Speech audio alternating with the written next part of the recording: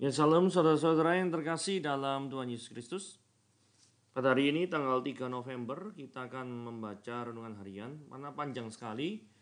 Hari ini kita membaca bacanya Kisah Para Rasul 10 ayat 1 sampai 48. Karena panjang sekali, maka untuk mempersingkatnya saya tidak membaca artikelnya, tapi kita masuk ke renungan ke bacaan Alkitabnya langsung ya.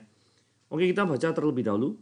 Di Kaisaria ada seorang yang bernama Cornelius, seorang perwira pasukan yang disebut pasukan Italia. Dia saleh, dia beserta seisi rumahnya takut akan Allah, dan dia memberikan banyak sedekah kepada umat Yahudi dan senantiasa berdoa kepada Allah. Dalam suatu penglihatan kira-kira jam 3 petang, jelaslah tampak padanya seorang malaikat Allah masuk ke rumahnya dan berkata kepadanya, Cornelius. Dia menatap malaikat itu dan dengan takut dia berkata, ada apa Tuhan? Jawab malaikat itu, semua doamu dan sedekahmu telah naik ke hadirat Allah. Dan Allah mengingat engkau. Dan sekarang suruhlah beberapa orang ke Yope untuk menjemput seorang yang bernama Simon dan yang disebut Petrus. Dia menumpang di rumah seorang penyamak kulit yang bernama Simon, yang tinggal di tepi laut. Setelah malaikat yang berbicara kepadanya itu meninggalkan dia, dipanggilnya dua orang hambanya, beserta seorang prajurit yang saleh dari orang-orang yang selalu bersama-sama dengan dia. Dan sesudah itu ia menjelaskan segala sesuatu kepada mereka. Dia menyuruh mereka ke Yope. Keesokan harinya, ketika ketiga orang itu berada dalam perjalanan dan sudah dekat kota Yope, kira-kira pukul 12 tengah hari, naiklah Petrus ke atas rumah untuk berdoa. Ia merasa lapar dan ingin makan. Tetapi sementara makanan disediakan, tiba-tiba rohnya diliputi kuasa ilahi. Tampak olehnya langit terbuka dan turunlah suatu benda berbentuk kain lebar yang bergantung pada keempat sudutnya, yang diturunkan ke tanah. Di dalamnya terdapat berbagai jenis binatang berkaki 4, binatang menjalar dan burung. Kedengaranlah olehnya suatu suara yang berkata, bangunlah hai Petrus, sembelihlah dan makanlah.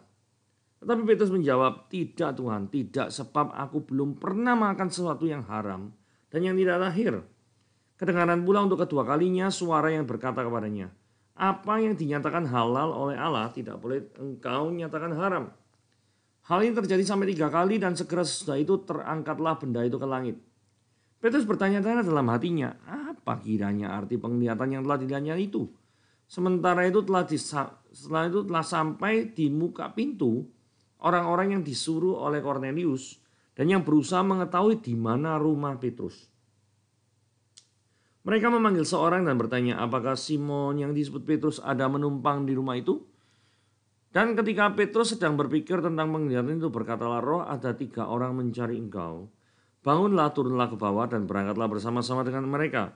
Jangan bimbang sebab aku yang menyuruh mereka kemari.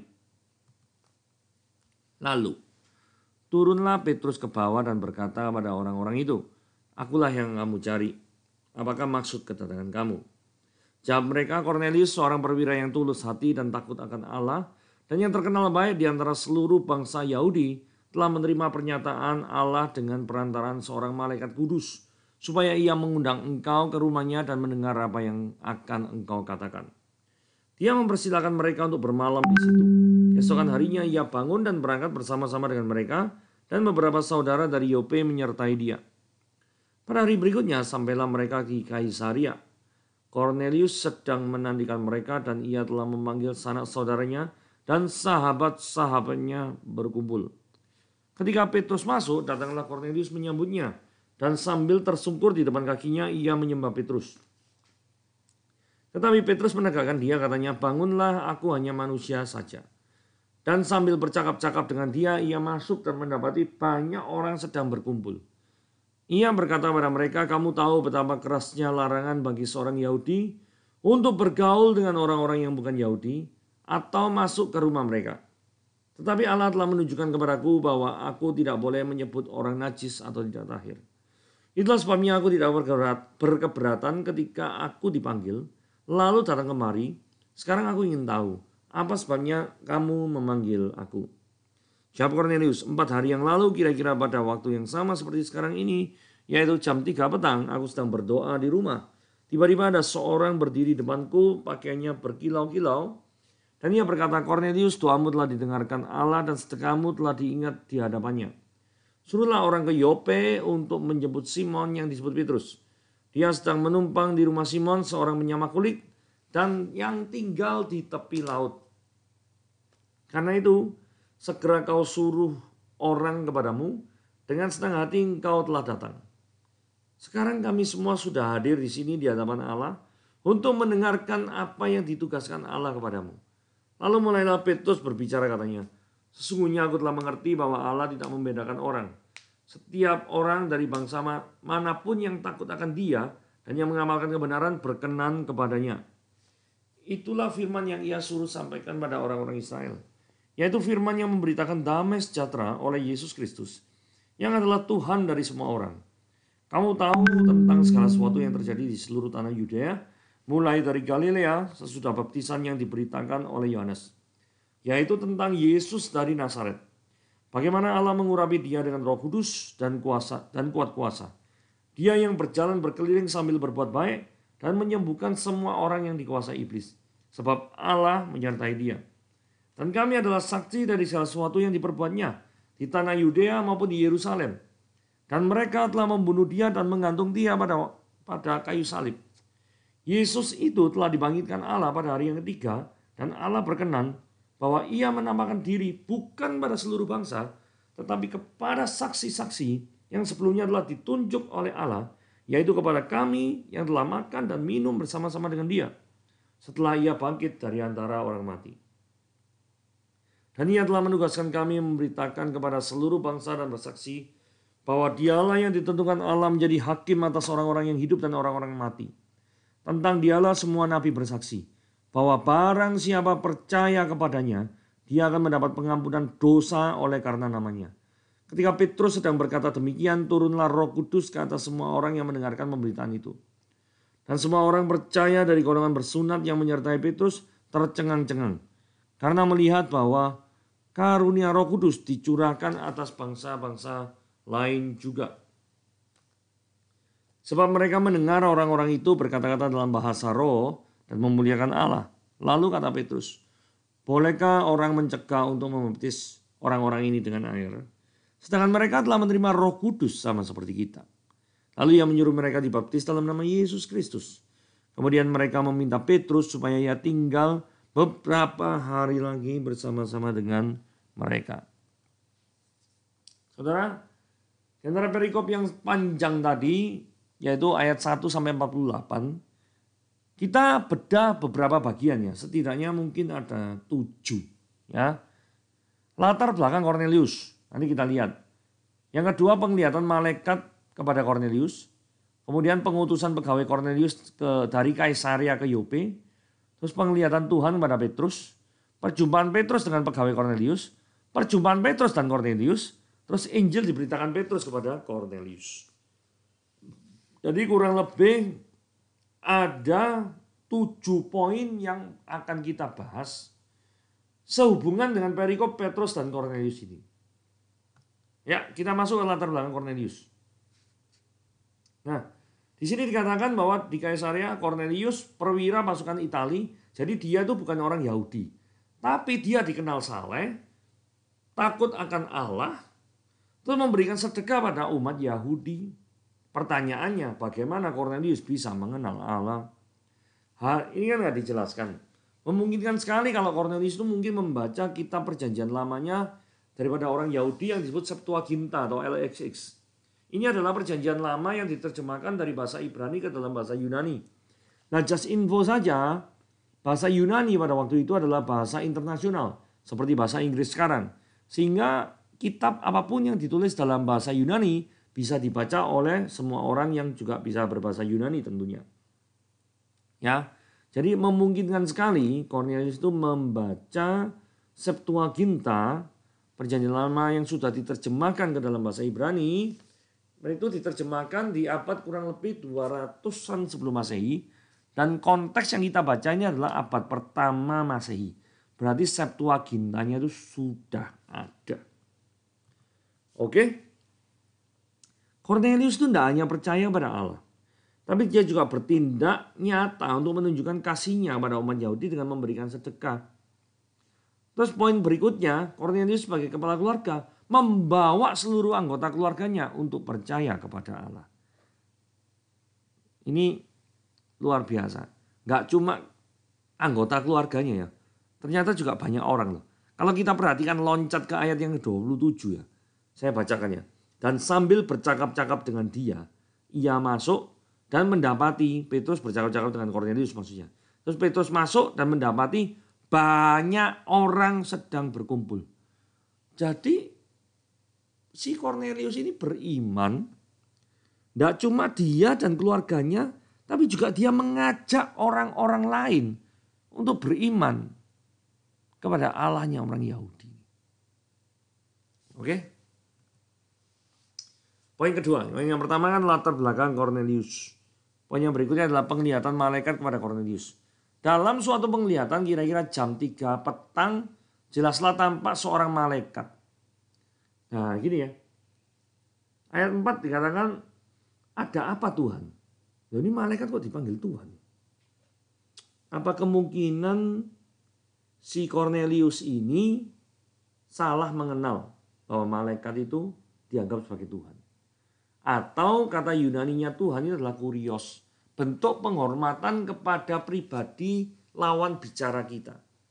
Jadi mungkin bisa saja diartikan ada apa Tuhan, istilah Tuhan kurios dengan muatan penghormatan kepada lawan bicara.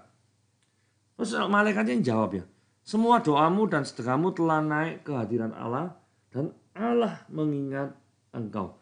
Seorang yang penuh dengan ketulusan, apapun kebaikan yang diperbuatnya, itu pasti Tuhan ingat. Buktinya Cornelius, Tuhan ingat.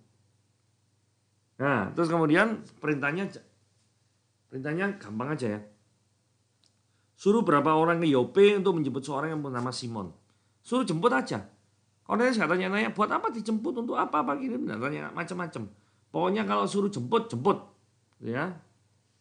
Ayat 6, ia menumpang di seorang penyamak kulit yang bernama Simon yang tinggal di tepi laut. Ayat 7, setelah malaikatnya berbicara padanya itu meninggalkan dia, dipanggilnya 2 orang hambanya. Ini yang saya mau sharingkan ya, penting saja. Seorang prajurit yang saleh dari orang-orang yang selalu bersama-sama dengan dia.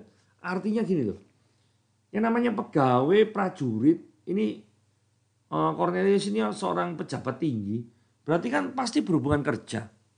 Orang yang berhubungan kerja dengan Cornelius itu bisa jadi saleh. Prajuritnya yang saleh. Berarti Cornelius ini adalah memperkenalkan Tuhan atau nilai-nilai kebenaran. Itu sampai kepada bawahan-bawahannya. Sampai pada rekan kerjanya. Loh, ini hebat atau enggak nih? Menurut saya hebat ya. Hebat sekali.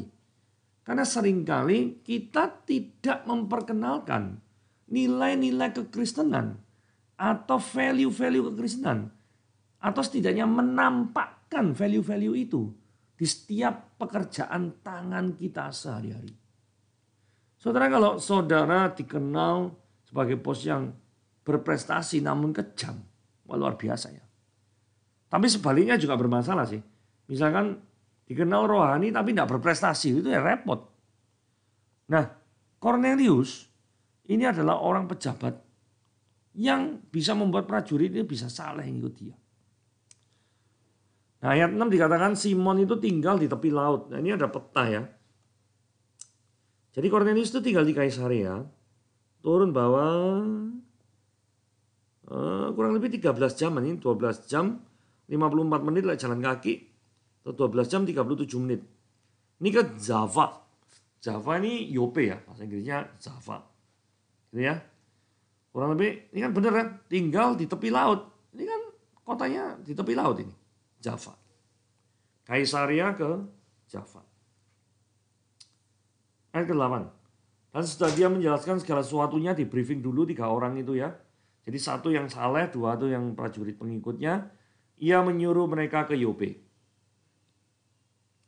Keesokan harinya, ketika 3 orang itu berada dalam perjalanan dan sudah dekat kota Yope, kira-kira pukul 12 naiklah Petrus ke rumah doa. Ke atas rumah untuk berdoa. Nah, saya mau hitung-hitungan sebentar ya. Tadi kan berdoa jam 3 petang. Cornelius panggil anak buah, selamat-lambatnya jam 18 lah. Karena anak buahnya kan mungkin perlu persiapan apa gini gitu. Terus perjalanan 6 jam sampai jam 12 malam, mungkin berhenti istirahat, tidur. Keesokan harinya jam 6 berangkat lagi ke Yope, sehingga benar kira-kira jam 12 itu sudah nyampe Java ke Yope. Kan perjalanan kurang lebih 12 jam. Sini nih ya. Lewat sini 13 jam. Putar sedikit. Kalau nyusuri ini lebih tepat. Itu jam 12. Jadi ini dari durasi waktunya itu benar. Penglihatan Tuhan kepada Petrus. Tampak olehnya langit terbuka dan turunlah suatu benda berbentuk kain lebar. Dan ini sudah kita baca. Nah ini ya. Kedengaran pula untuk kedua kalinya suara yang berkata kepadanya, apa yang dinyatakan halal oleh Allah tidak boleh engkau nyatakan haram. Jadi intinya gini ya. Apa yang masuk ke mulut itu bukan itu yang menajiskan. Nanti itu ada lagi ya. Ini kan masalah makan makanan ini ya. Tapi lebih ke arah haram halal ini merujuk kepada kalau dikaitkan dengan Cornelius itu bangsa pilihan dan bukan pilihan. Karena di otak Petrus memungkinkan sekali dia berpikir bahwa bangsa pilihan itu hanya Israel aja.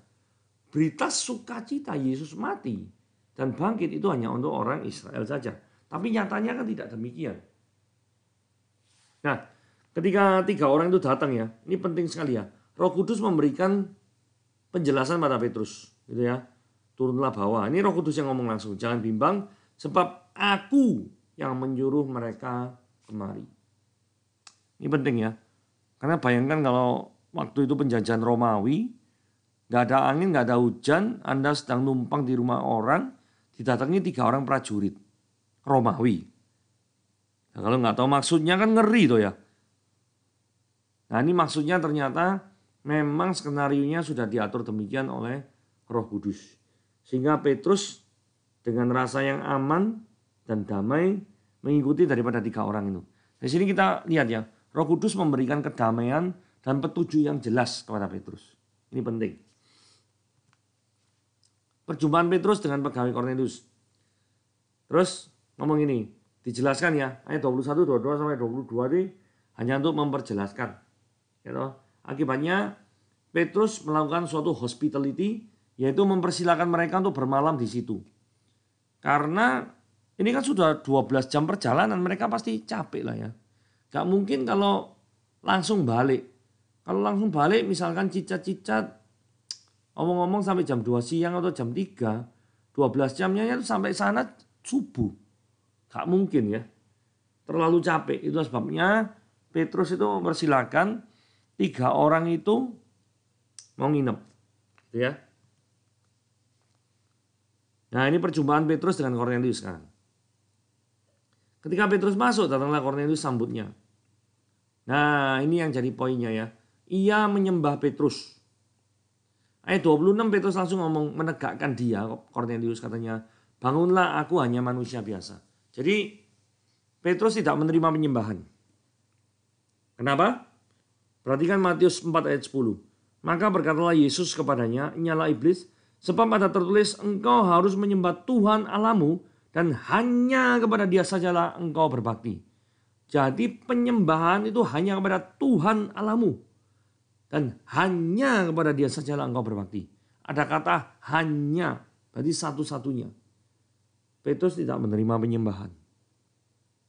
Tapi Yesus menerima penyembahan. Dan juga tidak berusaha untuk mencegah orang yang menyembah dia. Artinya apa itu? Ya Yesus adalah Tuhan. Karena satu-satunya pribadi yang boleh disembah itu adalah Tuhan. Berikut. Perhitungan cut off hari untuk orang Yahudi. Tadi kan kita hitung-hitungan masuk sampai 4 hari. Karena Cornelius itu jawab gini loh. 4 hari yang lalu, kira-kira pada waktu yang sama seperti sekarang ini, yaitu jam 3 petang, aku sedang berdoa di rumah. Ngitungnya kok sampai 4 hari gimana caranya ya? Nah ini ya, kita perlu tahu cut off orang Yahudi. Cut off hari orang Yahudi itu setiap jam 18. Jadi penglihatan yang jam 15 itu dianggap hari pertama. Hari kedua itu dihitung ketika Cornelius kan manggil pegawai-pegawainya yang jumlahnya 3 orang itu. Jam 18 anggapannya keberangkatan orang itu, orang kepercayaan Cornelius itu berangkat. Jadi ini dianggap adalah hari kedua. Terus bertemu dengan Petrus jam 12 siang itu tetap dihitung hari kedua. Mereka dipersilakan nginep. Nah ketika nginep lewat dari jam 18 diperhitungkan hari ketiga. Karena keesokan harinya dikatakan barusan Petrus dan pegawai Cornelius nempuh perjalanan 12-13 jam lagi dari Yope ke Kaisaria. Jadi seandainya jam 6 atau jam 7 Ted berangkat dan melakukan perjalanan non-stop, berarti kurang lebih jam 7 malam atau jam 8 malam barusan nyampe di Kaisaria. Lah gak mungkin toh dari Kaisaria nyampe jam 8 malam kan sudah capek sekali. Itu langsung ketemu sama Cornelius, gak mungkin. Memang gak diceritakan Petrus nginep, tapi asumsi saya Petrus pasti nginep, istirahat dulu, kelelahan. Hari keempat kan sudah lewat jam 18 ya. Terus kemudian jam 15 seperti ayat ini 34 hari yang lalu kira-kira pada waktu seperti sekarang ini. Berarti memang Cornelius itu bicara pada hari yang keempat. Itu ya kurang lebih cut off-nya penjelasan kenapa kok bisa dihitung 4 hari. Lah kemudian kita juga belajar mengenal masalah pengenalan Tuhan yang progresif. Artinya dua-dua orang ini dapat penglihatan ya. Cornelius dapat penglihatan, Petrus dapat penglihatan. Tapi dua-duanya ini gak jelas gitu loh. Ini maksudnya itu apa gitu loh. Nah nanti setelah Petrus dan Cornelius ketemu, ketika Petrus tahu oh Tuhan itu juga declare himself kepada orang-orang yang asing, orang-orang Gentiles, orang-orang yang bukan Yahudi. Sehingga ayat 35 dia mulai ngomong, setiap orang dari bangsa manapun yang takut akan dia dan yang mengamalkan kebenaran berkenan kepadanya. Nah, jadi artinya konsep Petrus yang selama ini menganggap umat pilihan mungkin hanya adalah orang Yahudi itu sudah mulai dipinggirkan. Karena toh Tuhan juga menyatakan dirinya kepada orang non-Yahudi dalam hari ini Cornelius. Dan juga bukan cuma Cornelius, tapi pegawainya yang saleh ingat tadi. Keluarganya dan jumlah orang yang banyak yang datang. Itu menurutku si sama ini Cornelius ini amazing. Cuma tidak berhenti sampai di sana ya. Karena apa? Cornelius belum mempunyai pemahaman yang utuh tentang Yesus Kristus. Itulah sebabnya Petrus datang menyampaikan dan berkhotbah seperti ini. Petrus khotbah ya, Yesus dari Nazaret, Allah ngurapi dia. Artinya dia itu Mesias.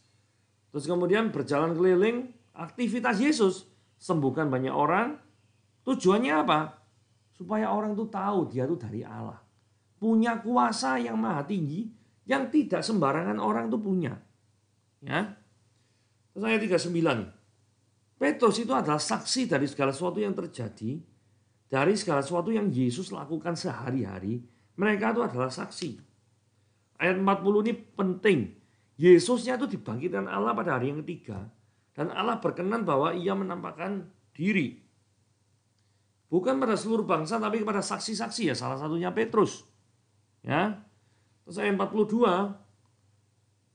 Yesus itu menugaskan para saksi. Itu untuk menjadikan seluruh bangsa itu muridnya. Matius 28 ayat 19-20 ya. Dialah yang ditentukan Allah menjadi hakim atas orang-orang yang hidup dan yang mati. Ayat 43, ini penting. Barang siapa percaya kepadanya, dia dapat pengampunan dosa karena namanya. Nah, berita ini yang penting sekali didengar oleh Cornelius. Barang siapa yang percaya dalam nama Yesus akan dapat pengampunan dosa. Nah, ketika Petrus sedang berkata demikian, turunlah Roh Kudus ke atas semua orang yang mendengar pemberitaan itu.